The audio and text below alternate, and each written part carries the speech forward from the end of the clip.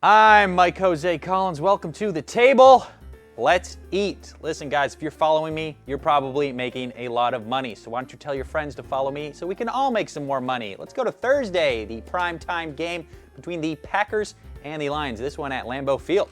The Packers have proven to be a reliable choice this season, boasting a perfect 3-0 record against the spread heading into Week 4.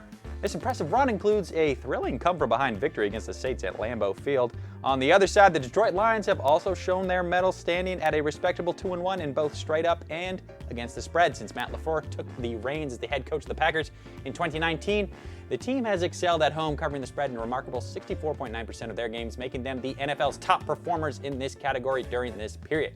Meanwhile, under Dan Campbell's leadership, the Detroit Lions have achieved an 11-7 against the spread record when playing on the road. Jordan Love seems to be cooking, and I'm loving what's been going on with this Green Bay offense. Green Bay has now won 11 straight home openers, the NFL's longest active streak. My favorite bet is, surprisingly, the over at 45. But look out Thursday when I'll drop my graphic when the line finds its trend, because our graphics, guys, 2 for 3 on every single one we're dropping. So let's go to London, 9:30 in the morning.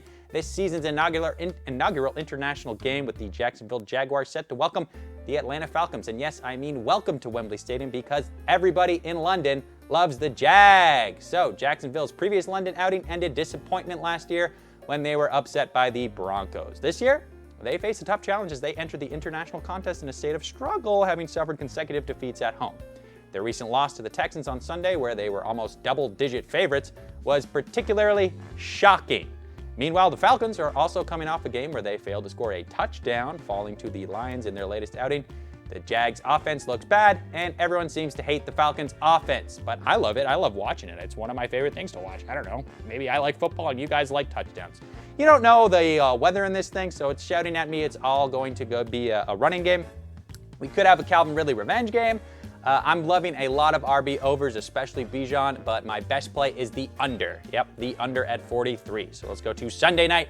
The Kansas City Chiefs enter this game against the New York Jets, who I understand why this one was at primetime, because you have Aaron Rodgers, you have Patrick Mahomes, except we get Zach Wilson. So now it's a negative 9.5 point spread for the Chiefs, despite being on the road against the struggling New York Jets.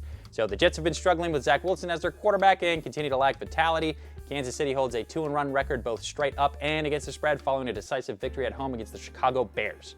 In contrast, the Jets stand at a 1-2 straight up and against the spread. It's worth noting that since Patrick Mahomes assumed the role of a full-time starter in 2018, the Chiefs have posted a 17-18 against the spread record when playing as favorites on the road. It looks most certainly that Taylor Swift shows up for this one, and if she does, I'm having the Chiefs to cover. Yep, 9.5. I mean, she lives in New York. It seems like it's setting the stage for that. Anyway, let's go to Monday.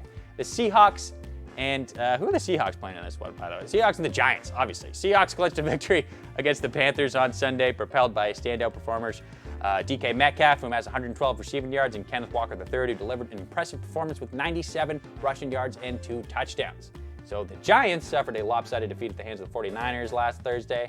And the availability of Saquon Barkley for this game will be worth noting. One potential source of optimism for the Giants is this matchup is in their advantage since they have the rest. Since last season, New York has demonstrated a perfect 3-0 record against the spread when having the rest advantage. So I like the Seahawks to cover at -1.5 right now without knowing the status of Saquon, but I'd wait until we know mainly about his health before you make any bets on this thing. Anywho, I'm Mike Jose Collins. That was the table. Let's eat, guys. And remember, follow our graphics. We are making a lot of money.